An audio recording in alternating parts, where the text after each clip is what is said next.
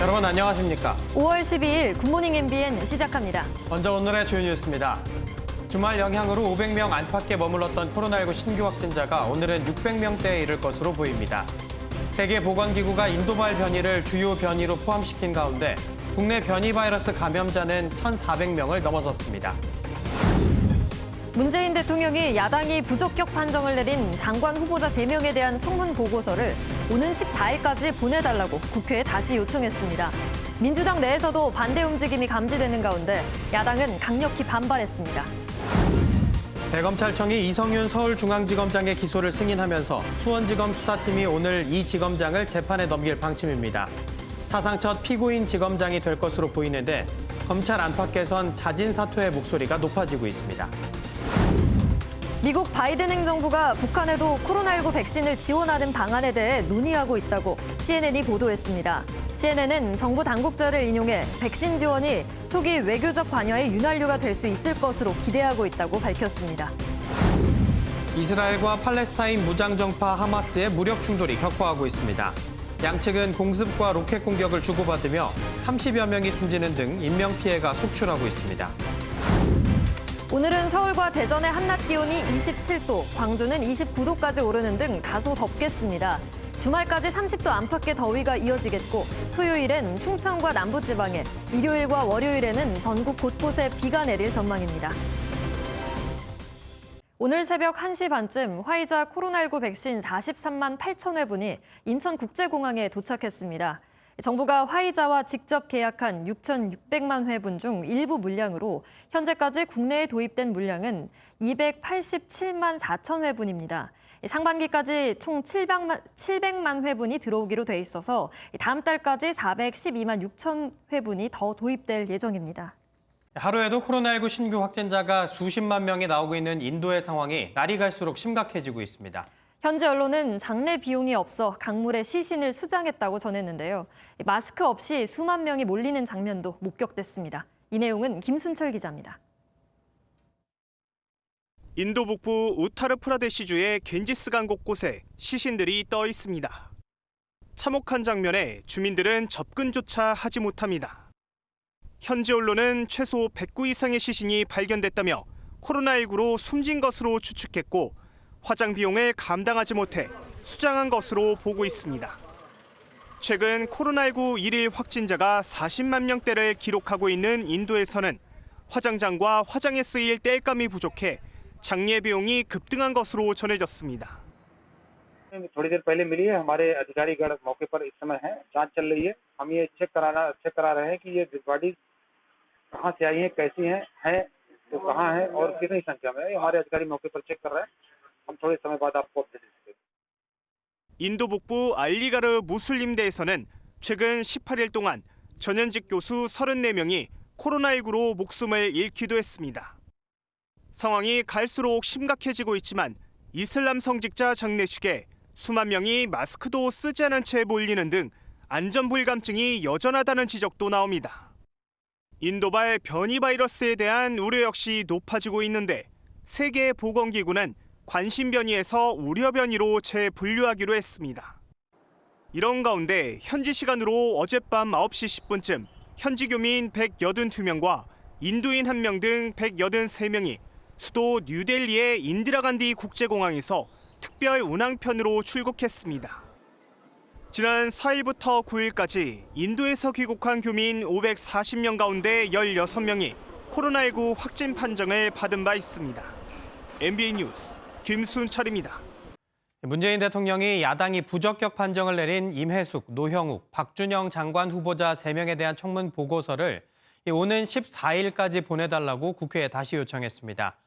민주당의 고심이 커지는 상황에 국민의힘은 마이웨이 선언이라며 강력히 반발했습니다. 조창훈 기자입니다. 문재인 대통령이 임혜숙, 노형욱, 박준영 장관 후보자에 대한 인사청문 보고서 재송부를 요청했습니다. 그제 야당이 반대한다고 검증 실패라 생각하지 않는다며 개별 후보자의 발탁 이유를 설명한 만큼 예상 가능한 행보입니다.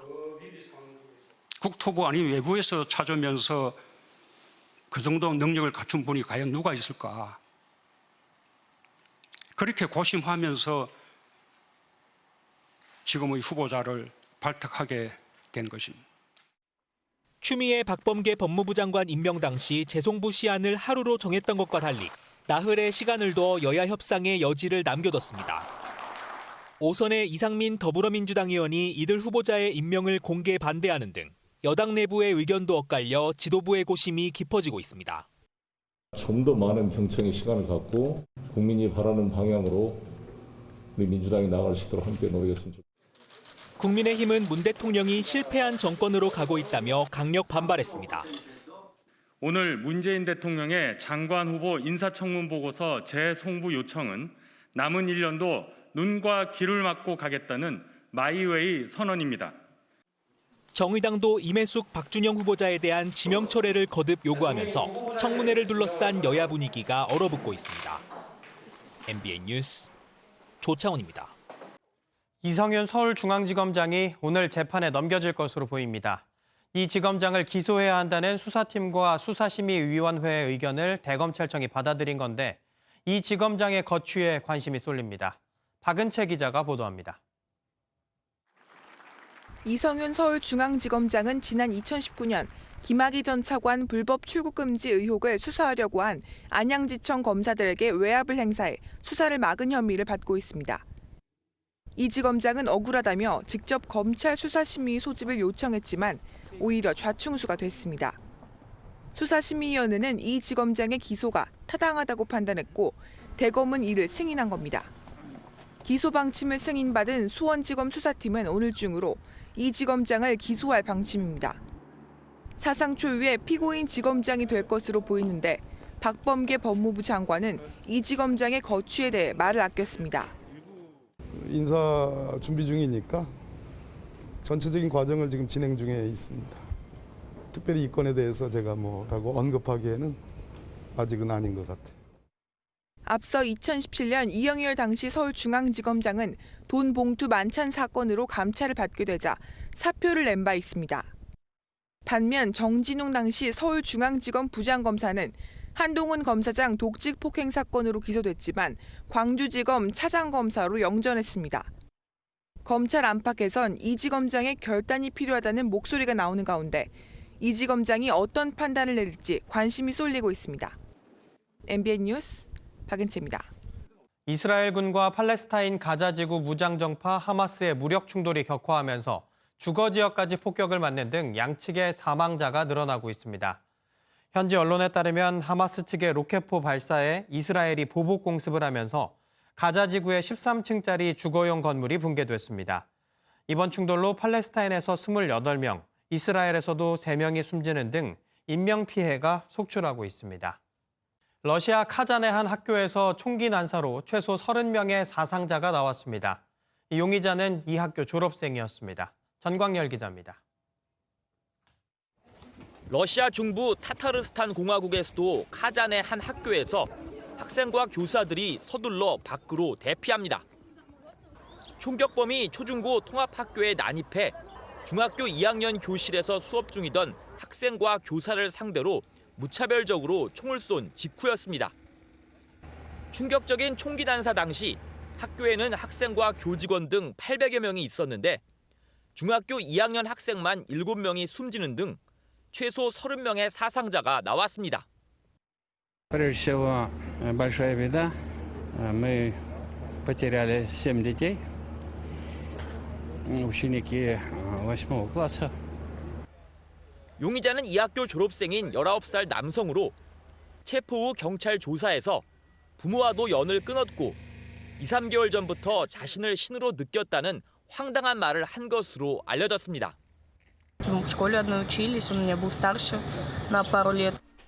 러시아 연방의 일부 자치공화국에선 전투용으로 이용되는 총기가 18세 이상에게 사냥용 총으로 판매되는데 현지 언론은 용의자가 지난달 28일 활강 소총 소지 허가를 받았다고 보도했습니다.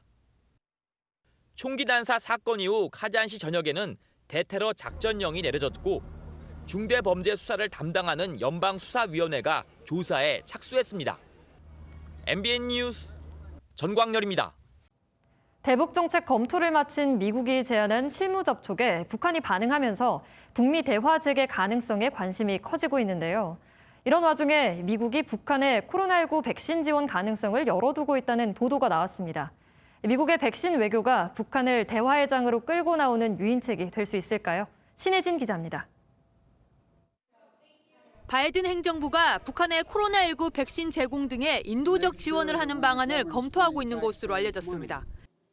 CNN은 전현직 당국자 말을 인용해 미국은 북한이 코로나 팬데믹이 끝날 때까지 북미 대화 가능성은 낮다고 보도하면서 이른바 백신 외교가 바이든 행정부 초기 북한과의 외교 관계에 윤활유가 될 수 있을 것으로 본다고 전했습니다. CSIS 국제전략문제연구소 수미테리 선임연구원도 북미 교착 상태를 깰 수 있는 쉬운 방법으로 백신 지원에 기대를 걸었습니다. 이러한 입장은 백신 공유를 통해 북한과의 접촉을 재개해 궁극적으로 비핵화 협상에 끌어내겠다는 것으로 해석됩니다. 미국은 앞서 외교에 방점을 둔 새 대북 정책 기조를 제시했습니다. A very clear policy that centers on diplomacy, and it is, I think, up to North Korea to decide whether it wants to engage or not on that basis. 바이든 행정부는 대북 정책의 대략적인 내용을 직접 설명하겠다며 북한의 접촉을 제안했고 북한이 잘 접수했다는 반응을 내놓은 것으로 알려졌습니다. 하노이 회담 이후 교착 상태에 빠진 북미가 조심스러운 탐색전에 나선 가운데 백신 지원이 대화 물꼬를 당근 책이 될지 관심이 커지고 있습니다. MBN 뉴스 신혜진입니다. 국민의힘에 복당 신청을 한 무소속 홍준표 의원이 하루에 3차례나 SNS에 글을 올리며 조속한 복당을 요구했습니다. 홍 의원은 SNS를 통해 윤석열 전 검찰총장에겐 애걸하면서 같은 당 식구였던 막장 공천 희생자의 복당을 막는 건 도의가 아니다라고 말했습니다. 또 국민의힘 하태경 의원과 주고받은 사적인 문자 메시지까지 공개했는데 홍 의원은 하 의원이 복당에 반대하지 않을 것이라고 했다고 밝혔고 이에 대해 하 의원은 아무리 급해도 사적인 문자 메시지를 앞뒤 자르고 공개하는 건 정도가 아니다라고 맞받아쳤습니다. 국내 가상화폐 거래소 1, 2위 업체에서 시스템 오류가 발생해 화면이 멈추거나 거래가 지연되는 일이 또 벌어졌습니다. 투자자들의 불만이 이만저만이 아닌데 거래소 측은 복구됐다는 말밖에 없습니다. 박유영 기자입니다. 어제 오전 5시쯤 빗썸의 비트코인 시세 화면입니다. 7,200만 원 선에서 움직이던 그래프가 10분 사이 갑자기 7,800만 원까지 치솟습니다. 이후 아예 사라져버린 그래프는 1시간이 지난 오전 6시 조금 넘어서야 7,100만 원대에서 움직이기 시작했습니다. 오전 10시에는 업비트에서도 거래소 화면이 멈춰서는 일이 있었습니다. 국내 규모 1, 2위인 가상화폐 거래소에서 나란히 시스템 오작동이 발생한 건데 오류 자체보다 이후 대응이 더 황당하다는 반응이 나옵니다. 이런 사고가 처음이 아닌데도 정상화됐다는 말뿐 구체적인 원인은 뭔지 재발 방지 대책은 있는지 아무런 설명이 없기 때문입니다. 이한상 고려대 교수는 SNS를 통해 한국거래소나 증권사 HTS에서 이런 사고가 났다면 수십 명이 책임지고 검찰과 경찰이 수사에 나설 것이라며 구체적인 자료를 공개하지 않으면 자금 세탁 의혹을 비껴가지 못할 거라고 지적했습니다. 이 교수는 특히 주문량 폭증 때문이란 거래소 측 입장에 대해선 애들 장난 수준의 해명이라며 최소한 미안한 척도 하지 않는다라고 꼬집었습니다. 거래 수수료로 막대한 수입을 올리는 대형 거래소가 정작 시스템 개선과 투자자 보호에는 손을 놓고 있다는 비판이 커지고 있습니다. MBN 뉴스 박영입니다. 국민 재테크로 불리며 청약 증거금 81조 원이 몰렸던 SKIET가 어제 상장했죠. 기대를 한몸에 받았지만 하한가에 가까울 정도로 크게 떨어졌습니다. 사상 최고치를 찍은 코스피도 하락세를 면치 못했는데요. 김문영 기자가 전합니다. 기업 공개 대여로 불리며 역대 최대 증거금인 80조 9천억여 원이 몰린 SKIET. 시초가가 공모가의 2배로 결정되고 상한가로 치솟는 이른바 따상을 기대했지만 상장 이후 26%나 떨어졌습니다. 방탄소년단의 소속사인 빅히트를 제외하고 상장 첫날 따상을 기록했던 대형 공모주의 성공 신화가 깨진 겁니다. 투자자들의 거래가 한꺼번에 몰리면서 한국거래소의 시스템이 10분간 지연되기도 했습니다. 마지막 기회라고 좀 생각을 하고 투자를 많이 한 편인데 투자한 것에 비해서 청약이 너무 과도하게 몰리다 보니까 실질적으로 얻게 된 주식 수 자체도 좀 적었고 따상까지 가지 못해서. 그래도 현재 주가가 공모가보다 5만 원 정도 높고 LG에너지솔루션과 카카오뱅크 등 대형 공모주도 기다리고 있어 공모주의 흥행 열기가 이어질 거란 분석도 나옵니다. 이런 가운데 사상 최고치를 기록했던 코스피는 어제 1% 이상 하락했습니다. 개인이 3조 5천억 원 이상 순매수하며 3,200선은 지켰지만 인플레이션 우려가 계속 제기되면서 당분간 변동성이 큰 장세가 예상됩니다. MBN 뉴스 김문영입니다. 한인 4명을 포함해 아시아계 여성 6명을 희생시킨 미국 애틀랜타 총격범 로버트 앨런 롱이 재판에 넘겨졌습니다. 롱에게는 살인과 흉기 공격, 총기 소지, 국내 테러리즘 등의 혐의가 적용됐습니다. 조지아주 풀턴 카운티 검찰은 롱에 대해 증오범죄 혐의를 적용하고 사형을 구형하겠다고 밝혔습니다. 푸틴 러시아 대통령이 아이스하키 경기에 출전했습니다. 결과는 어땠을까요? 여러분이 생각하시는 그대로였습니다.